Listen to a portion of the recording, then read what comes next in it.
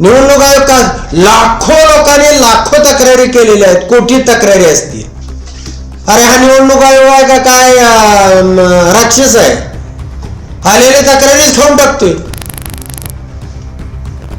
मी त्या बंडलच्या बंडल दिलाय, मी राजीनामा देतोय, मी आक्रोश करतोय, मी हिवाळी अधिवेशनात मांडतोय.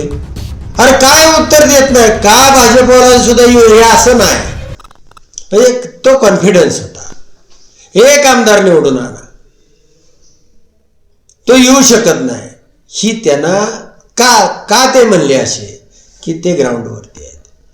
ते राज्य त्यांनी 2-4 वेळा चालवलेलं आहे, त्यांच्या वडिलांनीही चालवलेलं आहे, त्यांनी स्वतः चालवलेलं आहे. आणि तिथल्या लोकमनाची भावना ही त्यांना कळत असते. माझ्या तालुक्यातली माझ्या मताची मी का म्हणत होतो की राजीनामा देतोय आणि मार्कडवाडी किंवा या तालुक्यामध्ये तुम्ही मतदान घ्या. इथलं ग्राउंड मला माहिती आहे. आणि निवडणूक आयोग त्यावेळी स्वच्छ झाला असता, त्याचे पथक सगळं निवडणूक आयोगच इथं यायला पाहिजे होता स्वतः. आणि काय तुमची अडचण आहे, काय तुम्हाला हे आहे, आणि का बंड झालंय, का आक्रोश आहे? निवडणूक आयोग हे खपवून घेणार नाही. मग आमच्याकडे हे एक बोट केलेलं सुद्धा चालणार नाही. इथं निवडणूक होईल, कागदावर होईल.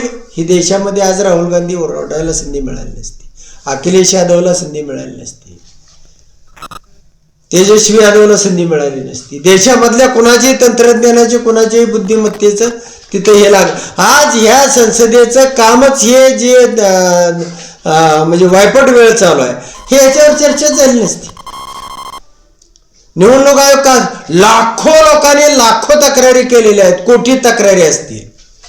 अरे हा निवडणूक आयोग आहे का काय राक्षस आहे? आलेले तक्रारीच खाऊन टाकतोय. मी त्या बंडलच्या बंडल दिलाय, मी राजीनामा देतोय, मी आक्रोश करतोय, मी हिवाळी अधिवेशनात मांडतोय. अरे काय उत्तर देत नाही का? भाजपवाला सुद्धा हे असं नाही. उत्तम जानकर सांगतोय ते खोटं आहे, आणि ते सांगतायत त्याच्यापेक्षा हे वेगळं आहे, हे असं आहे. काय इलेक्शन कमिशनचा माणूस सांगत नाही? काय इलेक्शन कमिशन 12 महिन्यात उत्तराची एक पत्र पाठवत नाही?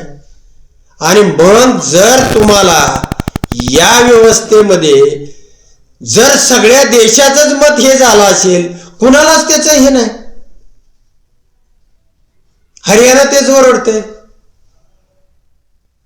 कर्नाटक बॅलेटवर स्थानिक स्वराज्य संस्थांच्या निवडणुका घेते.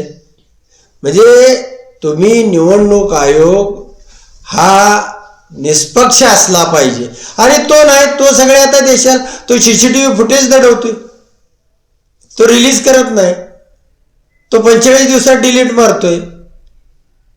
अरे दाखव ना, तुला 3,60,000 वर्ष लागतील, आम्हाला 5 फक्त ते 8-8 तासाचे, आम्ही बघतो ना 40 तासात. आम्हाला वेळ आहे, तुम्हाला नसेल वेळ निवडणूक आयोगाला, कारण तुला पगार नाही. आम्हाला आहे ना मोकळा वेळ, आम्हाला बिनपगारी, आम्ही इथं बसलोय ना.